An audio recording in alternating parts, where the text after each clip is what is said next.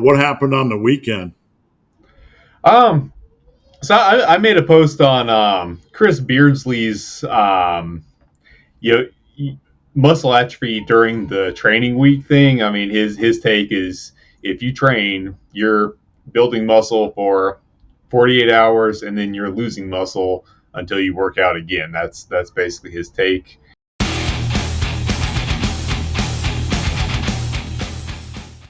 And I went through the post where he actually outlines his thoughts on that, and it was a lot worse than I thought.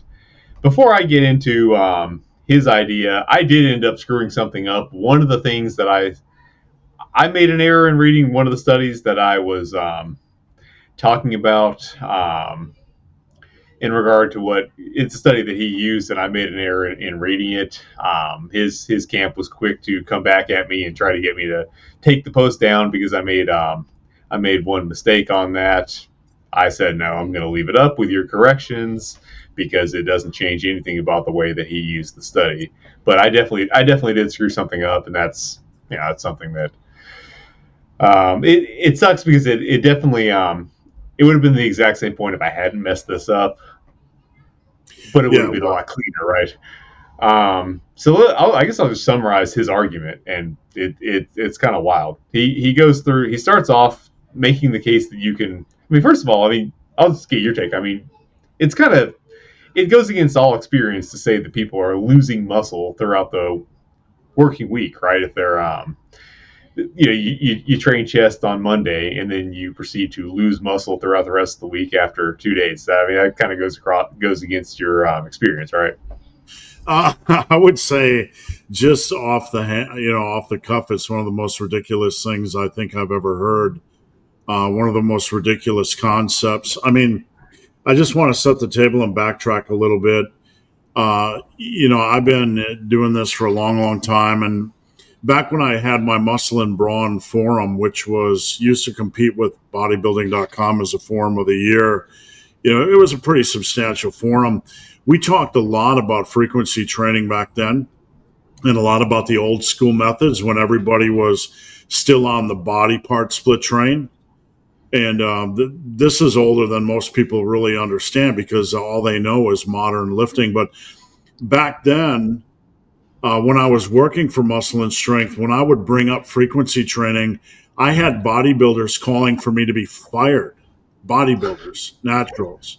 Wow. This is not a lie. It's just full circle industry, the way the industry goes. And now people kind of assume that I'm a body part split guy. I'm a hard training guy. I'm a 10-year guy, and I have worked with back in the day, man. I interviewed so many natural bodybuilding champions. Back Sean Ray when he was natural, just guys, Sean Sullivan, just guys that competed endlessly, and most of them used like a body part split or push pull legs.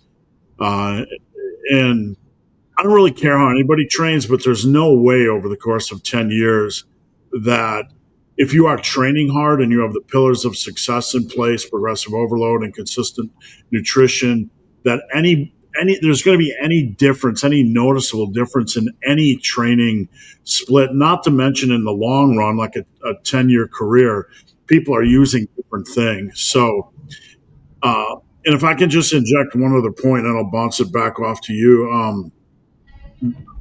I forget the Instagram post that I keep referring to, but there was another meta analysis. The guy did another meta analysis. It's on my Instagram post, and it showed that basically there was no advantage to frequency training. And the difference in training twice a week was negligible, really. I mean, minor and negligible compared to a body part split. And they found there was no inherent advantage training 3 times a week. So it is what it is. I don't care how anybody trains. So that's my general thoughts, but I think it's ridiculous. Yeah, I mean it's just it's so many, like you said, so many different approaches have been tried. I mean, you had Mincer. I mean, to what extent he actually got his results doing the doing exactly what he said, I don't know, but I mean, you've got Mincer on one end, and apparently that's working, and I'm not the hugest fan of that stuff, but there are enough people that'll swear by it that, clearly they got somewhere training once a week. And then you got people that are training, doing the Arnold bro split, which, I mean, people think bro split now and they think it's like that means low frequency training. We're only training things once a week, but you can do a bro split that's also high frequency. And apparently that worked quite well as well. I mean, to me, like the best heuristic to tell that somebody doesn't get it, that somebody just does not get what this is all about, is if they start talking about what split is the best. Like that should be. I mean, that's just such a low consideration. That's just like whatever else you're doing will dictate that. I mean, you can make a bunch of them work, but it's mostly going to be like what's the rest of your schedule look like, and then we'll see how we need to set your training up. I mean, unless you obviously if you're a pro bodybuilder, you can, I guess, set up your split however you want. But if you're most people with lives, it's okay. Well, what's your schedule, and then that'll dictate how we arrange your training, right? But yeah, so it's wild what they're claiming. I mean, I'd seen this stuff on Instagram. I'd seen a bunch of people, posting this nonsense that if naturals have to train more than once a week, or they can't make gains, they can only maintain if they're training once a week, which is just, I mean, it just flies in the face of just so much experience, studies. I mean, it's complete nonsense, right? I gotta say, man, I hate to interject, but I was looking at your Instagram post about fasting, and this kind of brings me back to like the fear culture we're living in. Like we are so handcuffed by influencers that we fear muscle loss. We fear, like, when I talk about aggressive cutting diets that are sustainable, there's such a fear of muscle loss. It's very, very hard to lose muscle. And I just found it kind of relevant to the discussion that, this whole modern fear culture, that if you don't have every variable locked into place, into a specific box, that everything's going to fall apart. And it's just completely ignores the importance of consistency over a long period of time. Yeah, it seems like, I think a lot of people in bodybuilding end up with a really negative view of the human body just based on their own frustrations, or maybe their body dysmorphia, or just like, not looking the way they want, where they just have this really unrealistically negative view of the body. And I'm not trying to get into a bunch of like hippie positivity nonsense. Just like, this is an organism that has survived for millions of years. Like, let's take it out of humans. Would it make sense that if a tiger doesn't eat for a couple days, the tiger's just going to suddenly like lose all its muscle that it needs to go get food, and then as soon as it eats, it's just going to put on a bunch of fat back and not put on muscle again to eat food? No, it's like we're, all this stuff serves a purpose. If you're building muscle, it's not because you just kind of, it's not random. It's because you signal to your body that you need that for the environment. So now it is going to try to preserve that. It's not going to say, okay, we need muscle for 2 days. Oh, we don't need it anymore. Right. It like you have to look. I mean, people get really mechanistic, but I mean, let's get back to the big picture. This is an organism that's designed, to do certain things. What is this organism designed to do? Does it really make sense that, the whole reason that we can build muscle from external stimulus is to prepare us for an environment, for like, challenges in the environment. It would just not, it just does not pass the sniff test that we'd be designed to make such temporary adaptations. We need to be adapted to challenges in our environment for 2 days exactly, and then we're immediately going to go back to baseline. And yeah, I mean, so I thought this stuff was absolute nonsense, seeing it. And, it's always either a guy who's been on steroids since he started, and has no idea what natural lifting is like, because if he did, he'd know that you can build muscle off once per week, right? Or right. So, it's some kid who's been lifting for about, a year maybe, and, he's just been following, whatever he's been following for his entire training time and has no experience with anything else. But yeah, so I tried to kind of find the trace it back to its roots, which seems to be Chris Beardsley, and I did my best to find, where he presented his ideas on this stuff in the most complete way possible. Now they're trying to say, oh, well, I miss characterizing them, but no, I found an article that most directly addresses this. So I'm going off that. If he said something different in a podcast somewhere, I don't feel like it's incumbent upon me to track down every statement you've ever made in a podcast. Like, you're putting an article on your website that covers this topic. It's pretty in depth. It should stand alone. I shouldn't have to read this and then contextualize it with like a ton of podcasts, right?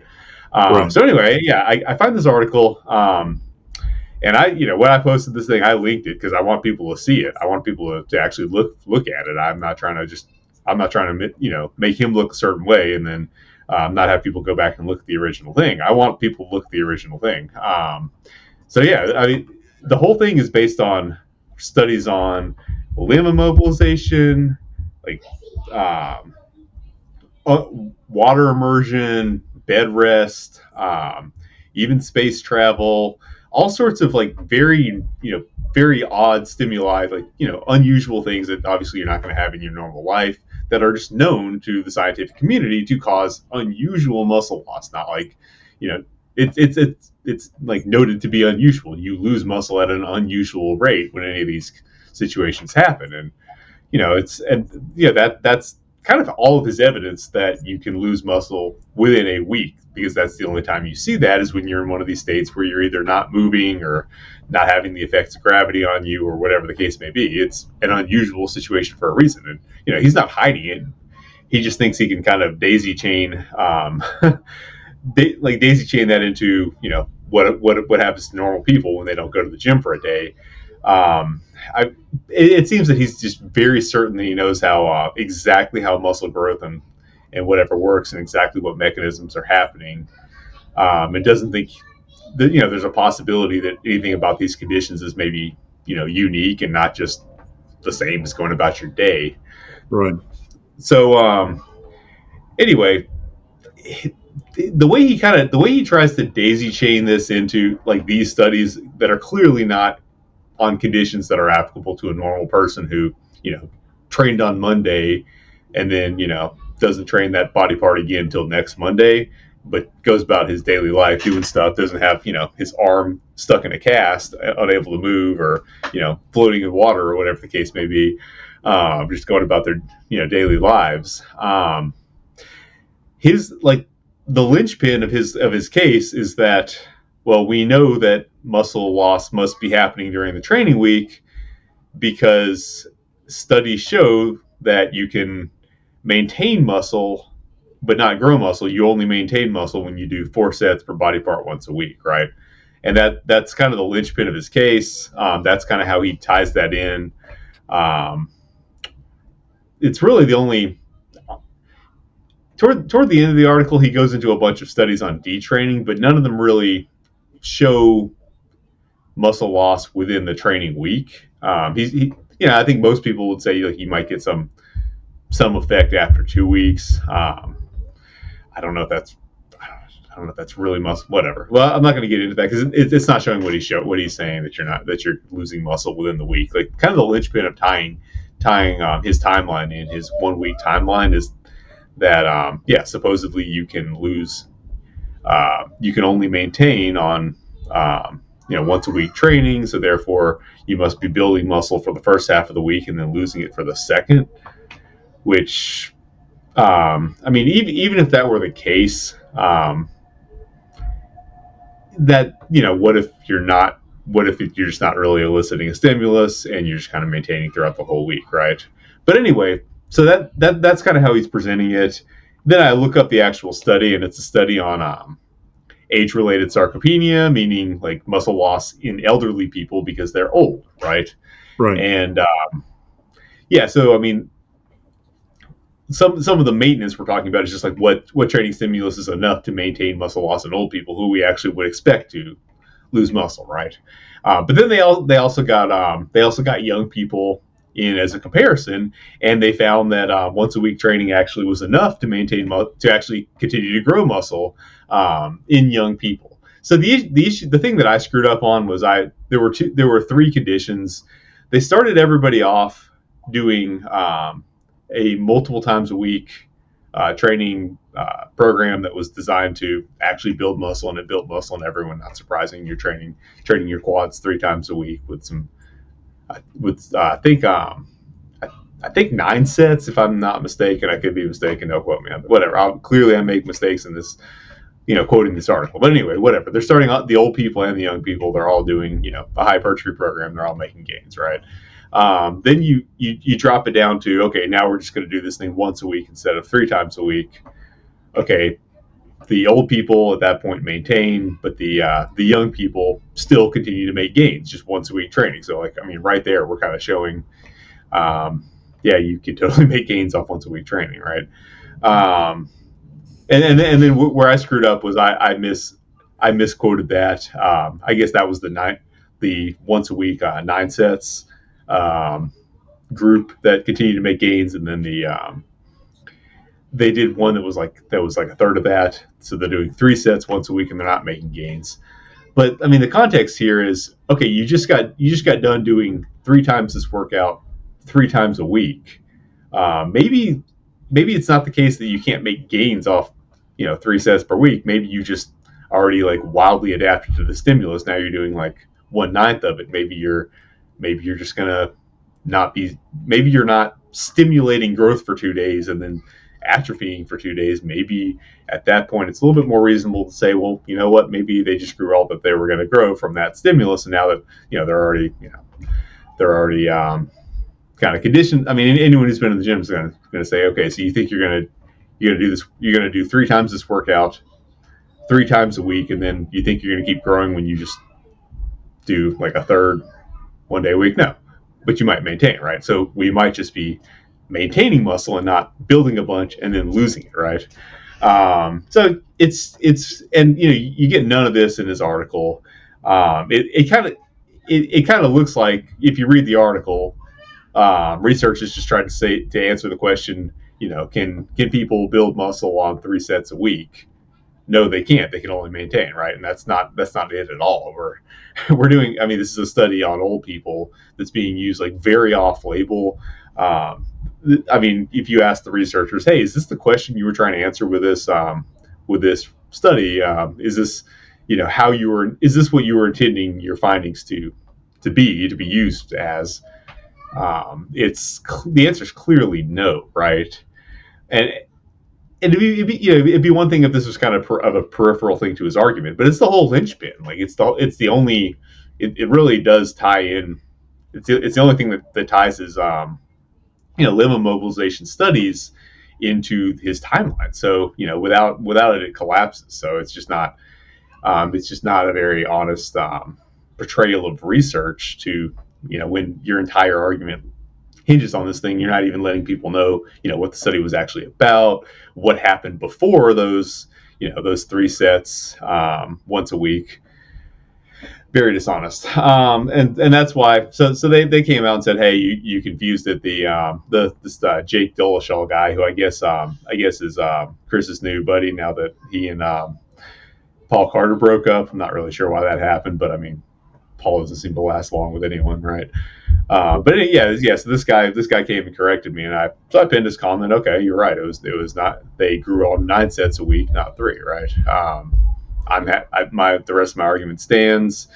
He's still presenting it very, dishonestly. I screwed up one thing. It would have been cleaner if I'd gotten it right, but whatever. Yeah, so that's kind of where that is, and they're very shocked that I didn't take down the post, but it's like, okay, well, and maybe to an onlooker who didn't actually read Chris's original post, it might look like I screwed up. I should take accountability, and I did. I mean, I'm letting their post be. I've got their commentary posted. But if you actually look at the article and see how he's using the study, you still see that I'm presenting it in a way that is, accurate. And he's like what the actual study was. He's not presenting it accurately. The way he's using it is still dishonest. It would have been if I'd caught this before I hit post, I would have just, I would have changed my presentation of it.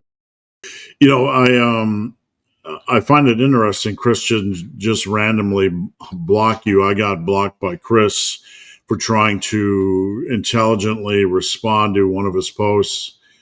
And I got blocked by him. And then Paul Carter came into my DM and started threatening me. I mean, all kinds of things ensued.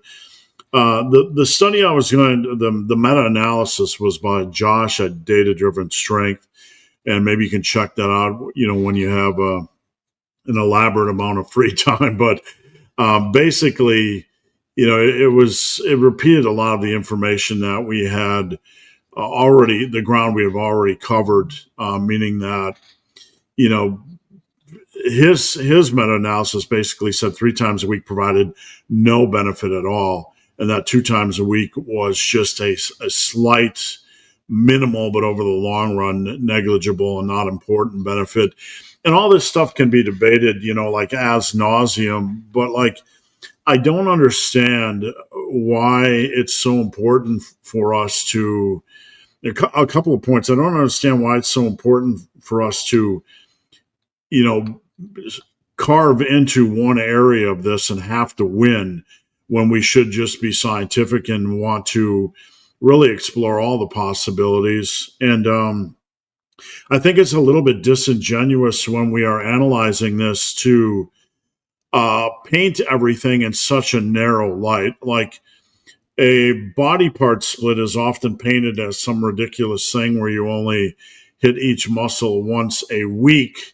And I train my triceps and shoulders twice a week on chest day, on shoulder day, to varying degrees. So it's not always as simplistic as we paint it. So I think sometimes we paint things almost absurdly or ridiculously to the point where we kind of, dumb down the discussion a little bit and de-educate people rather than educate people. I don't know. Yeah, I mean, it seems like there is more complexity to it. I mean, everyone who just looks at it from an experience-based perspective is going to say, yeah, you know what? Probably your arms can benefit from, your triceps can benefit from being hit in multiple days per week. Maybe not your hamstrings so much. I mean, unless you're just a die-hard, Chris Beardsley sycophant, you're not going to argue that you need to train your hamstrings more than once a week to make growth. Like, very few people would argue that, and including, more honest, well, maybe more honest on this one thing, science-based lifters, right? But I mean, it just like it kind of seems like these people have nothing else to offer. They don't seem to know anything in particular about the exercises or the execution thereof. It's just kind of trying to have a place in the conversation when there's just no reason to give you one.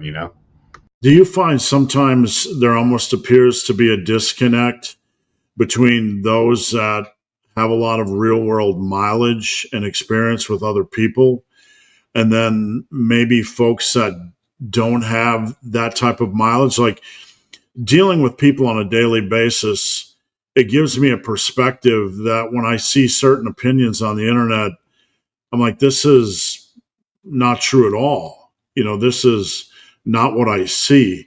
What are your thoughts on kind of that disconnect? Are you able to see that? I mean, is that something that you are aware of? Oh, definitely. And yeah, like I say, I think I do see this type of thing a lot more with I mean, you see it with the young inexperienced lifter who maybe has just tried this one way of training, and their knowledge of it is based on their knowledge of other ways of training are purely based on what they hear, and they're only listening to one person or one faction about the other methods of training, so there's no experience there. And then there's obviously the guys who just have no experience with natural lifting because they never did it, and so they'll believe anything they hear about naturals because it's something they don't have any experience with.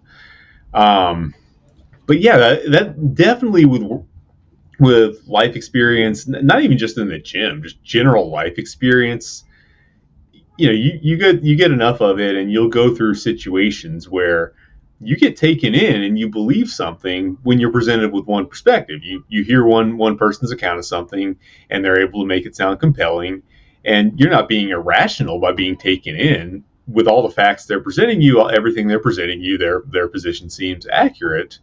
And then you'll get, conclusive proof later on down the road that they were lying the whole time, right? And that kind of opens your eyes up, and it's something, at that point you understand that even though, someone might be able to make an internally compelling argument that sounds legitimate and that, based on the information that you have, might convince you, you just kind of realize there could still be something that is outside what this person is telling me. There could be another perspective that would make this whole thing fall apart, and then that makes you a little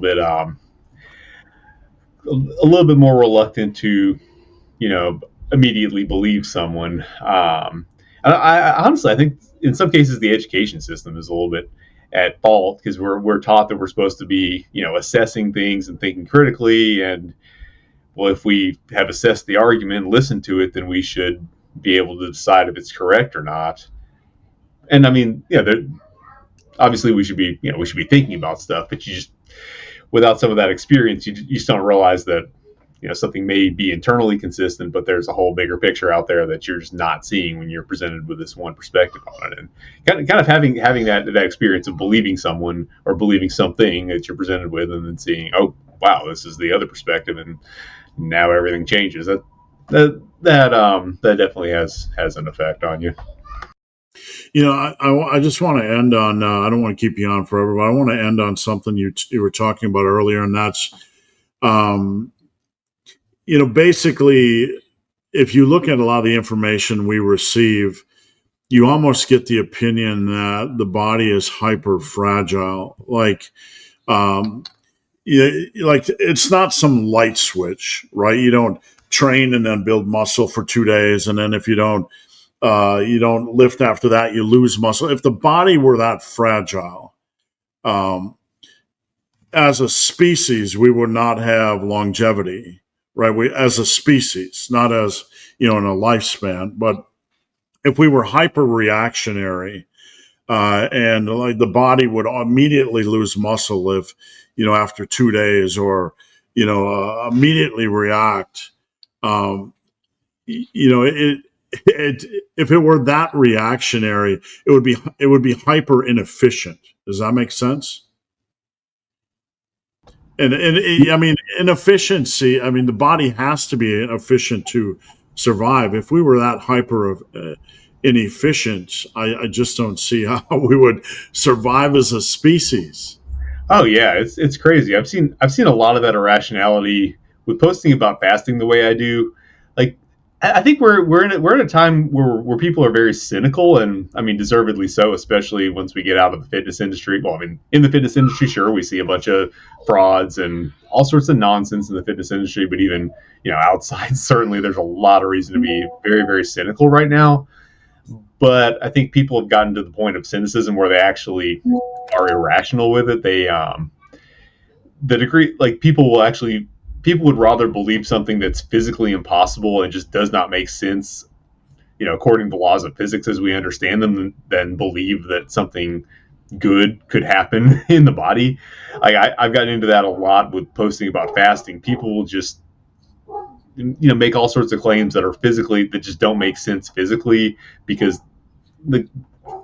something that just allows you to lose a lot of fat quickly just can't happen. Like, something else must be happening. Like, either, I've had people tell me, oh, you only lost water weight during, this like multiple day fast. Okay, how did my body run on water? If water is what I'm burning, like, am I now a hydrogen fuel cell? Like, how is this working? I mean, we know that the body needs a certain amount of calories to survive, or I'm getting them from water now. But, people just cannot believe that you could just lose fat because it's a good thing and the body can't do a good thing, right? Or, people will tell me that you mostly lost muscle. And it's like, okay, well, no, we can actually test that. I mean, fat has a certain amount of energy that you can use in it. Muscle has a certain amount of energy that you can use in it. If we guesstimate, my calorie needs for the day, which, I mean, it's always inaccurate, but we can assume I'm not burning 500 calories a day as a 200 something pound man. That's probably not the case. I'm probably not that efficient. Um, well, we can calculate the poundage of muscle tissue that I would need to sustain my metabolic needs for the day. We can calculate the amount of body fat that I would need, right?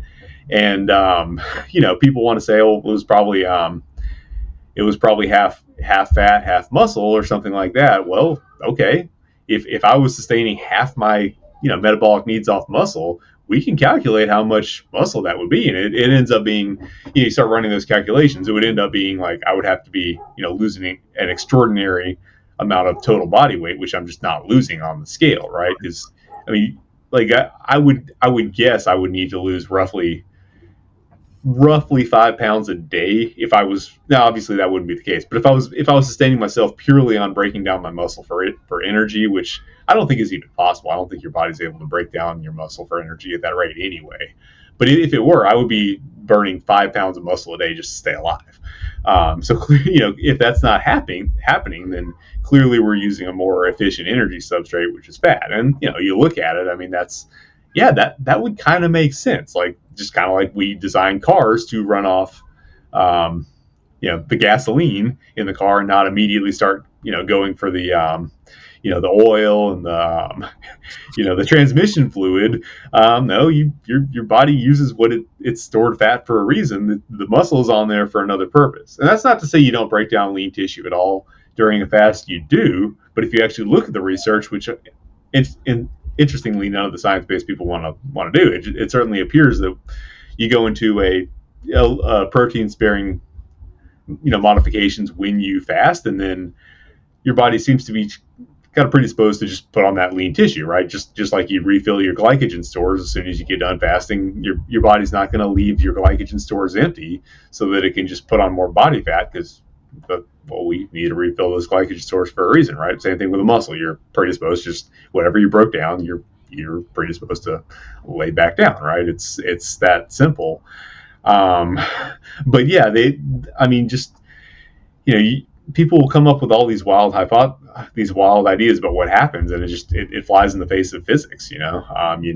This, but they would rather completely defy physics and have people be running on water, or people be burning muscle at an implausible rate that just is not physically possible with a rate of overall body weight loss, than just believe that you can actually just not eat for a couple of days and burn primarily fat. Nothing good can happen in the body. It's got to be bad. And like if you look at any other animal, it would make total sense, right? Like you have a kangaroo not eat for a couple of days. Well, what's it probably going to do? It's going to use stored body fat, right? But humans, just 'cause these bodybuilders just have such a negative view of humans for whatever reason, just because they don't look the way they want to look or whatever it is that they we get irrational about it, and it's just like no. Some of the things just get a little bit crazy, and I just want to wrap this up because I don't want to keep you on here forever. But um, we have been ingrained with like this irrational fear that if we anything is going to cause rapid muscle loss or even muscle loss, and the opposite is actually occurring. It's very, very difficult to lose muscle in my experience. I did ultra running for 5 years, and I heard the sky is going to fall every day and it's going to make me thin. And my training was minimal, 2 to 3 days a week, 40, maybe 50 minutes. I lost nothing in 5 years, nothing. Um, and my clients, for those that can handle it, we do aggressive cuts. And the idea that they're just losing water weight is absolutely ridiculous. They're losing fat at a rapid rate, and this isn't the exception, it's the rule. The body is very unwilling to lose muscle mass and very efficient at using fat stores, especially, fasting or aggressive cuts.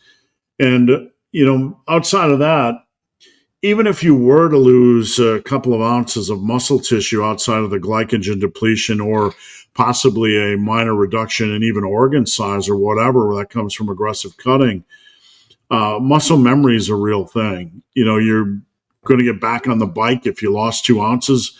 It's not like it's gone forever. So I don't know how we got to the point where we have such a crazy fear in the bodybuilding world of the overall fragility of the body, and the sky is going to fall every time we don't have every molecule placed in a specific box. But it's something I'm very much against, and something I push back against a lot.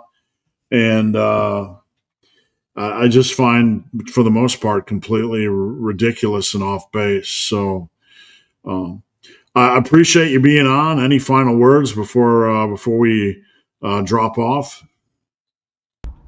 I mean, I think with that, it's probably better marketing, right? I mean, people are more likely to buy based on fear of something negative than something positive. That's my understanding. As I kind of try to get into the marketing. Not that I'm trying to do all that. I'm trying to, do things ethically. But that's my understanding as I try to explore like the business side of the world, which I'm getting into, is emphasizing the negative and the fear is a better way to sell things. And I mean, if we look at the one of the most successful fitness guys, Athlete X, that's kind of his business model. This is going to kill your gains. That's going to kill your gains. That supposedly that works better for marketing. So I guess that's why people focus on that so much. Because the funny thing about fitness is it's a little weird when it comes to selling it, because if you do keep people just, now I'm not saying this is always true, but I think if it is just a purely positive space where hey, we just share, hey, this is how you work out and stuff, there's going to be less people that sign up and buy, because a lot of the stuff you can just do. You just go exercise. That's not I mean, you pay the guy that owns the gym. That's pretty much it. You can get into this pursuit without paying anybody a dime, right? So I think probably emphasizing things to be afraid of. Oh, well, you won't be able to do this thing if you're not if you're not tracking your macros so that you don't go catabolic, or if you don't do this, if you don't use my expertise to work out in such a way that that you don't do this or fall into that pitfall. I think it just kind of expands. Maybe it expands kind of the overall market cap of the industry. I mean, that'd be my best guess, but. Well, I think, I spent 12 years in doing content development for websites, for supplement companies. I have no interest in supplements specifically, but the negative headlines, when used occasionally, would always be bigger draws. 10 reasons you should never, why this is going to destroy everything. And we can kind of see it, in the landscape, of the industry, where people are far more attracted to drama sometimes, it seems, than to just good quality advice. There's obviously a space for good quality advice, and the right type of people will always seek that type of content, but it's definitely a big part of our industry. Atlas Power Shrugged, ladies and gentlemen, Atlas Power Shrugged. I don't think I even mentioned your handle on Instagram and YouTube. Where can they find you on the social medias? Atlas Power Shrugged on YouTube and Instagram, and that's pretty much it. All right, I appreciate you joining me. Have a good night. All right. Pleasure being on. Much appreciated.